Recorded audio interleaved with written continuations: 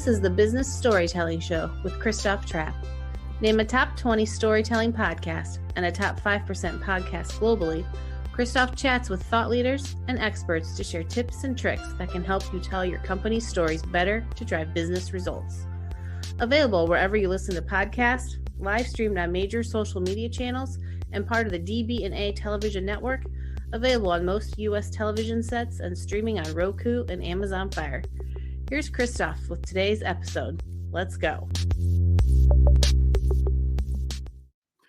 Let's go, business storytellers. Hey, how's everyone doing? Thanks for tuning in. Another episode here. We want to talk about Exiting Rich. So that's a book Michelle Seiler Tucker wrote. And what's interesting to me about this topic that entrepreneurs don't think about selling their business when they first start. And I'm the first to admit, very true, right? I'm starting a new company or I'm starting anything. I'm not thinking about down the road. I'm thinking about tomorrow. I'm thinking about the next day. I'm thinking about today, right? What's on my list today? So very interested to hear Michelle's insights on the topic. And first of all, thank you to Seiler Tucker for the partnership in producing today's show. But let's get her out of the green room here and find out why this is such a thing and what new business owners can learn. How can they move forward? Michelle, welcome to the show. I'm glad to have you on today. Hi, Christoph. Thank you so much for having me. It's a pleasure to be with you. Absolutely. So tell me about Exit Rich. Why? Let's start where I kind of what I was rambling about there a little bit.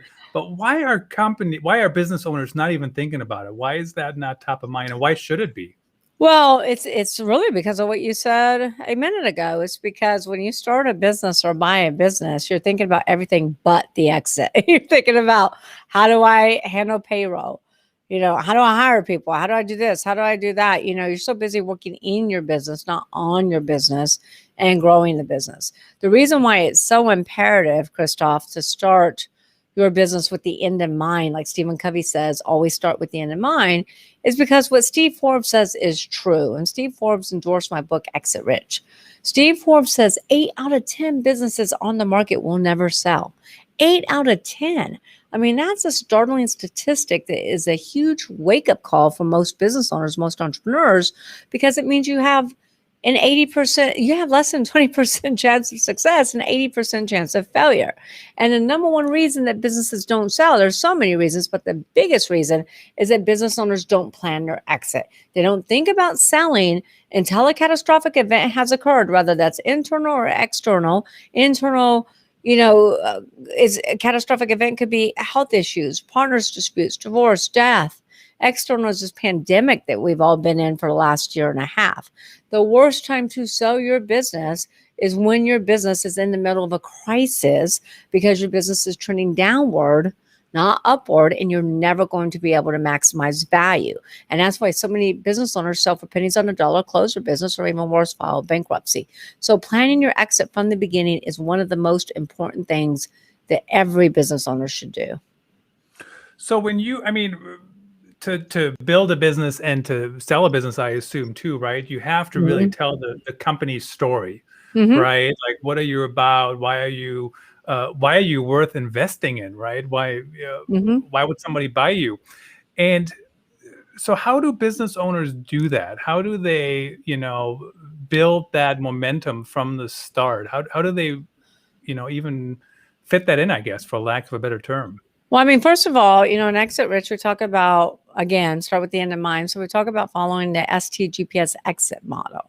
The GPS exit model is, number one, is you got to figure out, what is your destination? What is your objective? What are you trying to obtain, and actually have a sales price? The reason that so many business owners fail is because they don't plan to fail. They fail to plan, and they don't have a destination. And then we always tell business owners, make sure in planning your GPS exit model. So number one, first step is knowing your destination, know your sales price. If you want to sell for $20 million, then let's build a $20 million company. Number two is know what your business is worth today. A GPS exit model always needs to know what's your destination, where you're trying to go, and where you're starting from.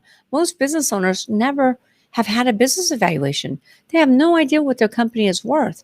It's funny to me, Christoph, because we go to the doctor once a year to get a physical checkup, but we don't take our most valuable possession, which is our business, and get an annual valuation checkup. There are events that increase valuation, there are events that decrease valuation. So every year you need to know what your business is worth. So know your destination. Let's say you want to sell it for $20 million. Know what your business is worth today. Let's say it's worth $5 million. Then the next step is time frame. Let's say you want to do this in 10 years. Then the very next step is who are your buyers going to be? You can't sell a business unless you determine who those buyers are going to be. And I say buyers, not buyer, because clients come to me all the time and say, Michelle, I already have the buyer. I just need you to get the deal done. I'm like, I wish it worked that way, but we have to come in, we got to tune up the business, we got to fix the business, we got to clean your financial house because it's probably a disaster.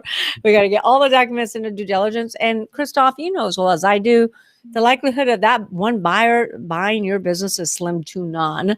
And plus, we can never maximize value if we can't create a bidding war. So there's 5 types of buyers. You got first-time buyers, you got private equity groups, you got turnaround specialists, strategic/competitors, and then the last type of buyer is sophisticated entrepreneurs. So once you figured out what your destination is, what your current value is, your time frame, who your buyers are going to be, then you need to know, what does my numbers need to be? If I want to sell for $20 million, where's my gross revenues, my COGS, my operating expenses, most important, my EBITDA, earnings before interest, taxes, depreciation, amortization. Where does that need to end for me to sell for $20 million? And depending upon your proprietary assets, you're going to have an EBITDA of between $4 to $5 million, unless you're in the SaaS business, because SaaS companies are not valued the same way that other businesses are. And then the next step in a GPS exit model, very important, is to know, what are the characteristics? What is that buyer's criteria? What will drive a buyer to outbid everyone else to pay maximum value for your company? Those are the things you need to know in building that GPS exit model. It's kind of like, Christoph, when you start a business, you go, here's my widget, here's my target audience, right? And you customize everything to meet that target audience specific needs. You don't customize it to meet everybody in the world's needs, because we can't be everything to everybody, right? Same thing with your business. Your business is your widget. This is your target market. That's how you build your business for success to sell. Yeah, interesting. So I want to ask you about a couple of different things. My first question is, how do you determine, you can have a goal, right? Or a dream, I guess. I'll give you an example. We're streaming to Amazon, right? And I was very skeptical of streaming to Amazon when I first started. And then it slowly started working. I just kind of was playing around. And I said to my wife, could you imagine if I sell $1 million on Amazon through live streaming? And she said, that's crazy. You'll never get there. But I did, right? I did get there. Yeah. But my point is, like, it wasn't, maybe it was a goal, but I didn't, I just made up a number, right? I said, wouldn't it be cool if I do this? I get this much commission, whatever. I'm still live streaming. I'm still podcasting. I'm doing what I love to do. But if I'm being really honest about it, I just kind of made up the number. So how do companies determine what's the number? Well, I think, and that's, that's funny that you said you made up the number and you hit it, and that's great. I'm sure there's a lot of skill that went into that, making that number. It wasn't all luck, obviously, right? But how do you reach a number? Well, the business owner really has to look at, what are they trying to accomplish? And let's be realistic. And here's the bottom line. It's just a number. You can always adjust it along the way.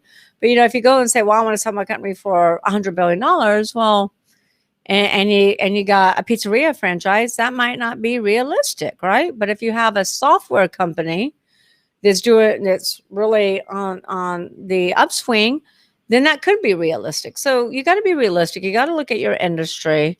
You got to look, if it's sustainable, if you got it to that part where you can scale it, you got to be realistic. And then you also got to look at you and your family, what you're trying to accomplish, what your objective is, how much money you feel like you need to enter the next phase of your life.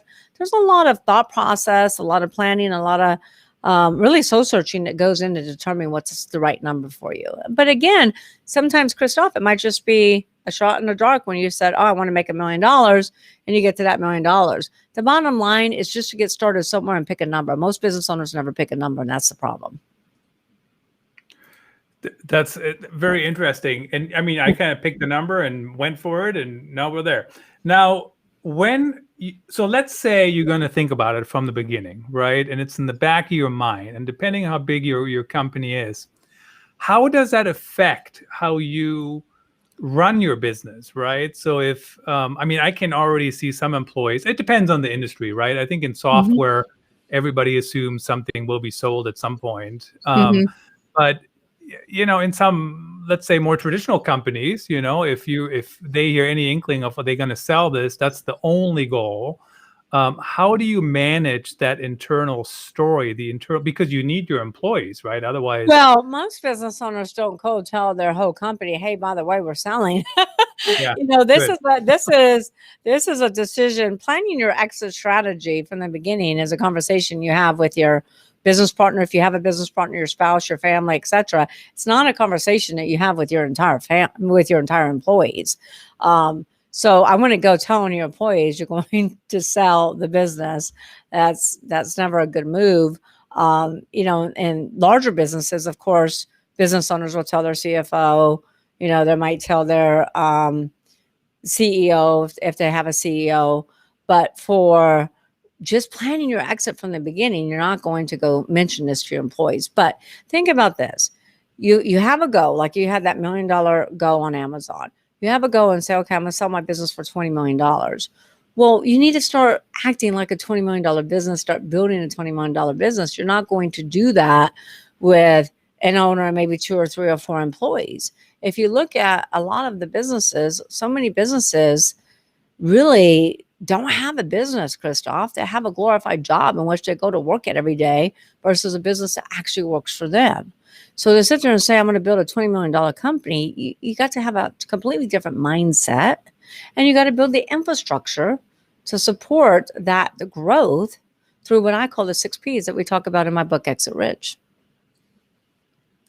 So let's talk about the glorified job comment is kind of very interesting to me. So for example, I'm not really a freelance writer or anything, right? Like people can't hire me for anything like that. But let's say I am, I'm a freelance writer. I mean, that is not a business I can sell, I guess, right? Because if I sell it, it's like, that's still just me doing the same thing. You can't sell it. It's just you. You have nothing to sell.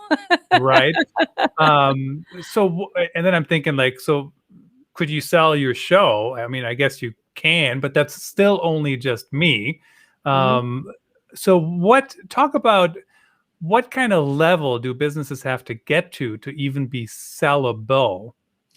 Well, first and foremost, business owners, the reason why 80% of businesses don't sell, another big reason is because the business is 1,000% dependent upon that owner. You pluck the owner out of the business, there is no business. And I can name every single industry to you. I mean, we had a dentist that came to us, been in business for 50 years. He has 3 dental hygienists. And he said, can you sell my business? I said, I can sell it, but I can't maximize value because you are the business. And it just so happened to be that his 3 dental hygienists are his daughters.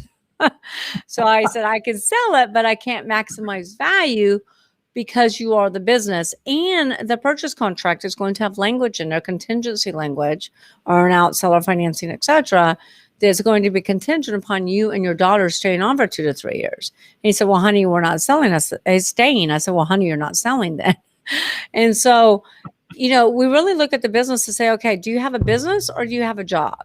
And I would tell you probably about 80%, 90% of the business owners have created a job in which they go to work at every day versus a business that works for them. That's what Exit Rich is all about. Exit Rich is not just about selling your business. Exit Rich is about building a sellable asset because most businesses are not sellable.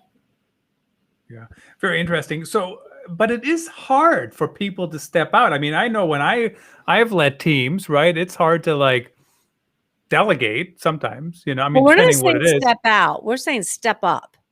Step up. Got Step it. up and work on your business, not in your business. Yes, of course it's hard because entrepreneurs are control freaks.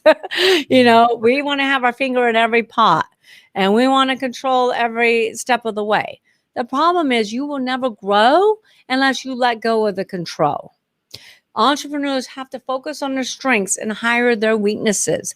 Work on your business, not in your business. That's why in my 6P approach in building your infrastructure to a sustainable, scalable, sellable business, the first P is people. Because Christoph, you don't build a company, you build people, and people build the business. Without people, you don't have anything other than a glorified job. Yeah, I mean, no disagreement here. So you have people is the first P. What's the second one? So people is the first P because again, and the reason why we put this first is because nothing else really gets accomplished without having the right people in the right seats, Yeah. And number 2 is product. Now, why is product so important?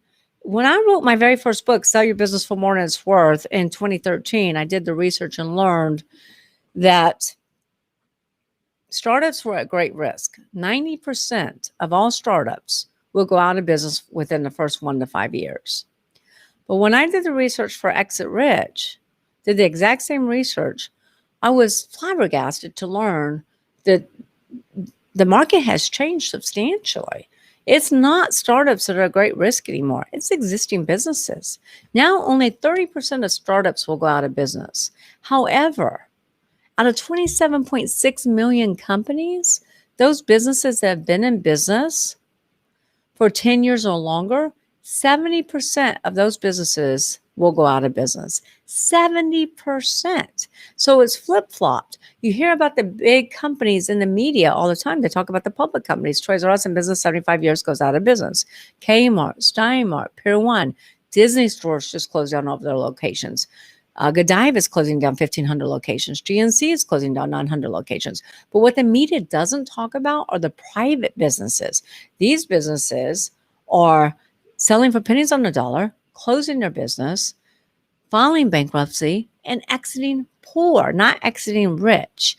And the number one reason for this, Christoph, is because business owners stop doing what I call AIM, AIM. AIM is always innovate and market. Always innovate and market. Business owners stop innovating. Business owners stop marketing. And this is where product comes in. You have to ask yourself, is your product, your service, your industry on the way up or on the way out? Do you have an Amazon and you're in your prime? That's when you sell. You sell in your prime. Or do you have a Blockbuster and you're about to go bust?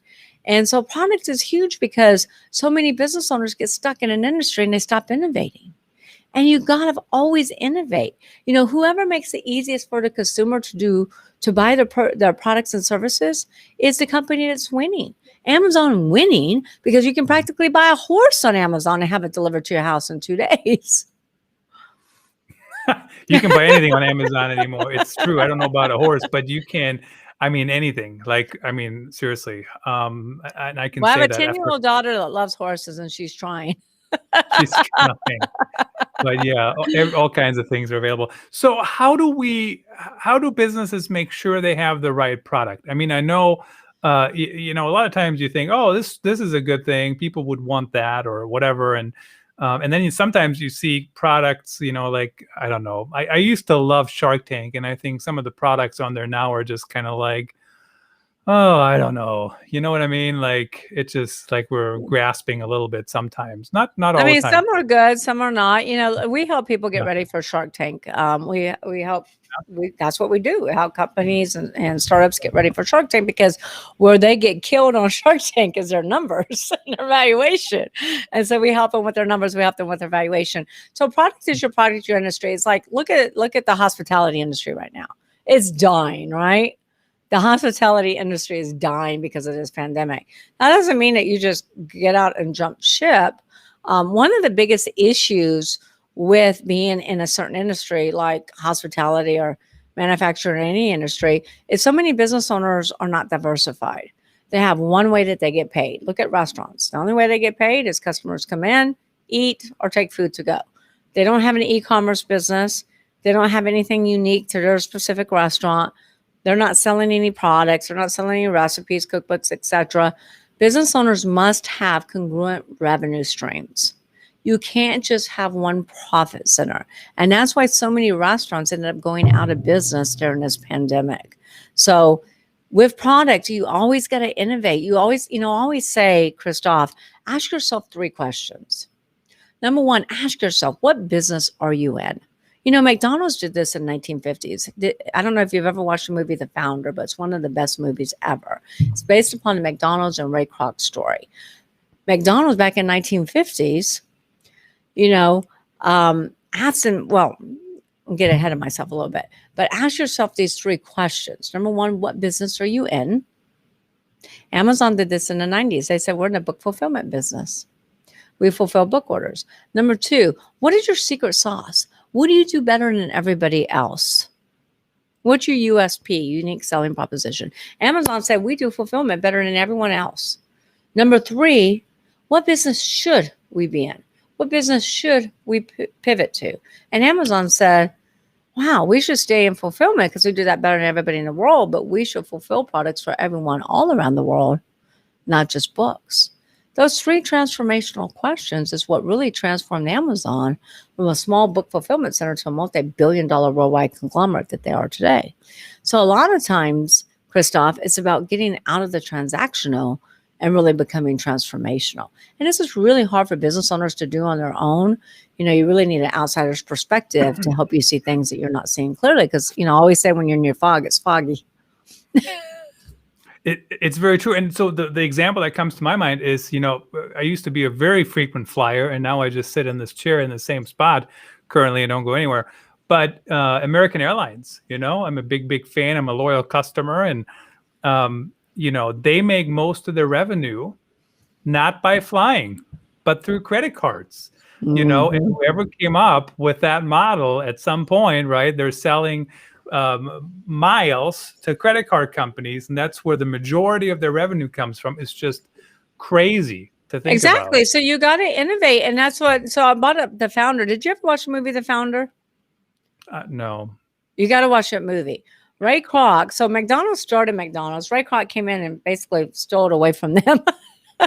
But Ray Kroc was in the bank trying to leverage. Ray Kroc was in the bank because he was over leveraged. He borrowed way too much money, borrowed money against his home.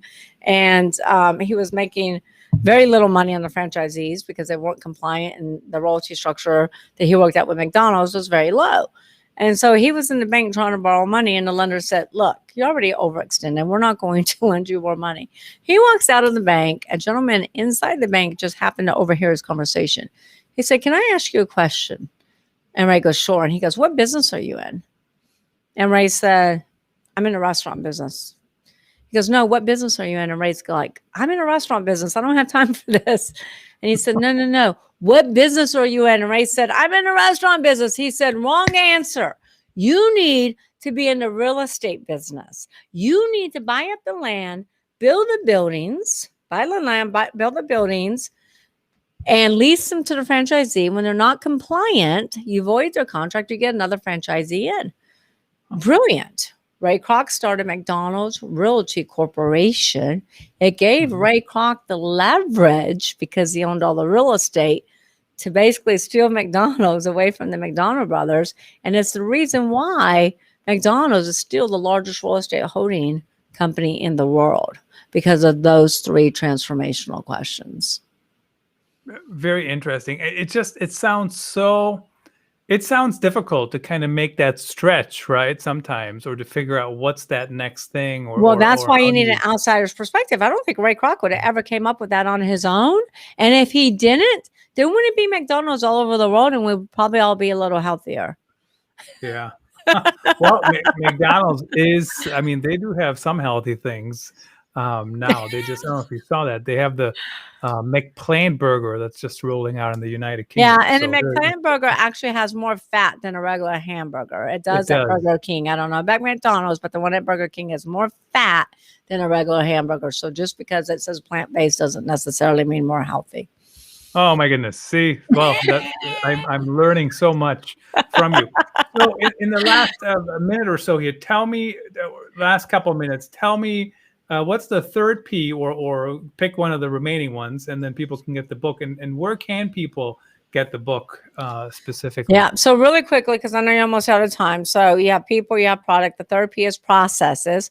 Processes is extremely important. You got to design your processes with the customer experience in mind, not based upon the owner's agenda. McDonald's did this back in 1950s. They said, we want our customers to experience great tasting food that's hot, fast, 30 seconds or less. They designed their processes around the customer experience. Processes must be well documented, well papered, policy and procedure manuals, SOP checklists. Then you got proprietary. Proprietary is huge. It is the number one value driver out of all the P's. These are your patents, your contracts, your trademarks. These are your databases. This is your content that you're creating on TV, your content on your podcast, your written content, your blogs, etc. Proprietary can take you from a 3 multiple to a 5 to an 8 to 10 to 15. So build your proprietary assets. Then you have patrons. This is your client base. Most businesses follow the 80-20 rule. 80% of their revenues comes from 20% of their clients. Customer concentration. You want to make sure you ensure customer diversification, not customer concentration. You lose a few clients, you could literally be out of business. Last P, the most important P, the most entrepreneurs, is profits. The reason why I put profits last is because lack of profits is never the problem. Lack of profits is the symptom of not operating on one of the other 5 Ps. If you're truly operating on all 5 Ps, you're going to be profitable. You can't help it. So where can you get Exit Rich? You can get Exit Rich at Amazon, your favorite bookstores. We're everywhere. You can also get it at exitrichbook.com, at exitrichbook.com for $24.79 plus shipping. We will email you the digital download. We'll ship the hardcover to your doorstep. We will give you a lifetime membership into the Exit Rich Book Club, where we have video content, me doing deep dives and different strategies and techniques I've been teaching for the last 20 years in the trenches. Plus, Christoph, the most important thing is we have documents to operate your business and to sell your business. So sample employee handbooks, policy and procedure manuals, org charts, sample letter of intents, purchase agreements, due diligence checklists, closing docs. These documents will cost you over $50,000 if you want to recreate it by an attorney. I know because I've spent the money. And then we also have a 30-day free membership in the Club CEOs, which is an entrepreneurship mastermind, where we ask those transformational questions and really help business owners build a sustainable, scalable, sellable business.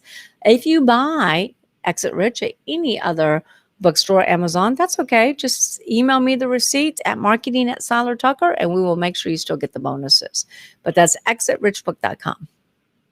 Fantastic. So many insights shared today, Michelle. Really appreciate you coming on the show. Thank you so much for having me. I love to come back. Absolutely. Thank you. That's a wrap. Thanks for tuning in.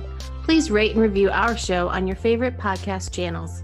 And don't forget to share this episode with your networks. We appreciate you. Until next time, let the best story